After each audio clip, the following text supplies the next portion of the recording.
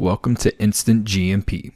The following video is meant to briefly describe the difference between a standard operating procedure, also known as an SOP, and an electronic batch production record, or EBR. We at InstantGMP have heard many clients refer to SOPs and batch records in different ways.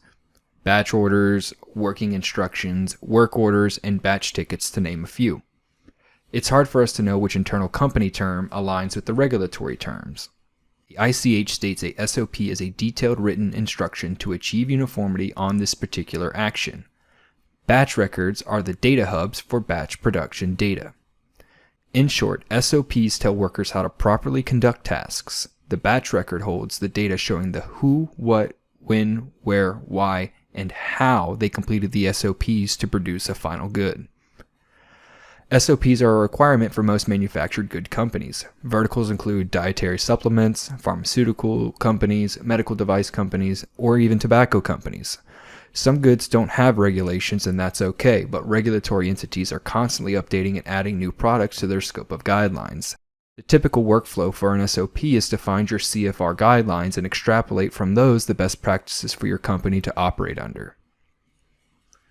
One thing regulatory agencies like to see in regard to both batch records and SOPs is integration of the two.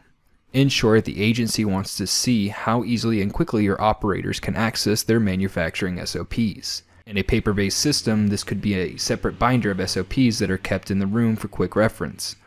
The benefit of our product shows how SOPs can be directly integrated with the BPR as a whole or into the individual manufacturing steps. Operators can simply click on a hyperlink within their BPR to have the SOP presented immediately.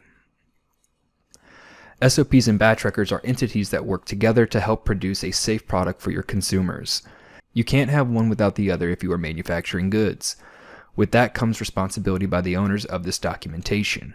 You should be reviewing and revising these on a regular schedule to ensure all your procedures and batch records maintain the most recent regulations. Thank you for joining us. I hope this video served as an aid in your journey for GMP compliance. Have a wonderful day.